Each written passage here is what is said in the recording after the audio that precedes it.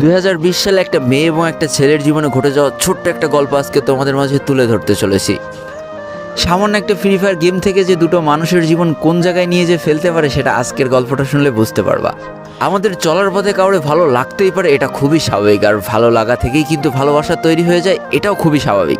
তবে সঠিক মানুষকে ভালোবাসতে না পারলে যে কতখানি ভুগতে হয় আর নিজের জীবনটা যে এক চান্সে নষ্ট হয়ে যায় তা আজকের গল্পটা শুনলে বুঝতে পারবা।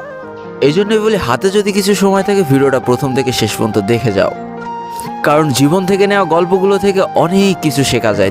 আজকের গল্পটা শুরু শুভ এবং পরীকে নিয়ে। শুভদের পরিবারে বাবা, মা আর শুভর একটা ছোট ভাই। শুভ ছিল মধ্যবিত্ত ঘরের মধ্যবিত্ত সন্তান। দিন আনি দিন খায় খুব ভালোই চলে যাচ্ছিল। শুভর বাবা ছিল একজন ব্যবসায়ী। অপরদিকে আমাদের পরিদের সংসারে খালি বাবা, মা আর পরি একমাত্র সন্তান। তারপরে অভাব যেন কোনোভাবেই তাদের পিছু ছাড়তো না। বলে রাখাই ভালো, পরীরা কিন্তু ছিল একেবারেই নিম্নবিত্ত পরিবারের একজন মানুষ।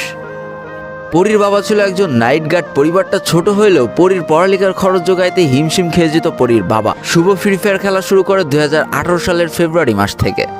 শুভর ডিভাইস মোটামুটি ভালো থাকায় সে আস্তে আস্তে ভালো প্লেয়ার হওয়া শুরু করলো, মোটামুটি ভালো খেলা শুরু করলো। এদিকে আমাদের পরি এই ফ্রি ফায়ার গেমটার সাথে পরিচয় হয় 2019 সালের অক্টোবর মাস থেকে। যদিও তার ফোনটা অনেক লো থাকায় সে খুব ভালোভাবে খেলতে পারতো না।